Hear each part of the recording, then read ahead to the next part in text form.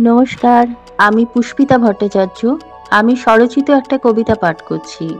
কবিতার নাম মুক্তির আস্বাদ। হাতে তালি বাজিয়ে নাচ গান, ভয়ে ভক্তিতে ছুড়ে দেয়া ভিক্ষা। বিবসার ভালো লাগে না আর। কতদিন হলো, বলা ভালো কত কাল হলো এই অনিচ্ছাকৃত জীবনযাপন। হিসাব কে রেখেছে কবে? সেই ছোটবেলায় এরা টেনে নিয়ে এসেছিল ঘর থেকে। অথচ কত স্বপ্ন ছিল তার চোখে, অনেক লেখাপড়া শিখবে, ডাক্তার হবে।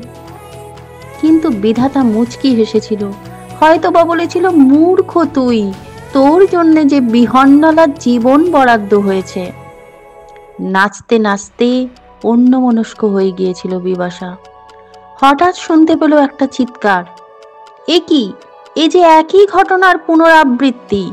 দলের পান্ডা ওই মুখ বলি হীরা আবার টেনে আনছে একটা মেয়েকে।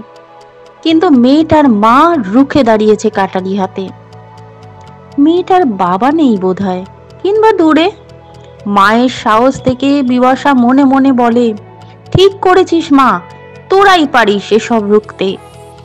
পাড়ার লোক দূর থেকে মজা দেখছে, তাই দেখে হীরার সাহস গেল বেড়ে। লাঠি দিয়ে মায়ের মাথায় হানলো আঘাত। পিনকি দিয়ে রক্ত পড়া শুরু হলো। কাটারিটা ছিটকে এসে পড়ল বিপাশার পায়ের কাছে। ক্ষণেকে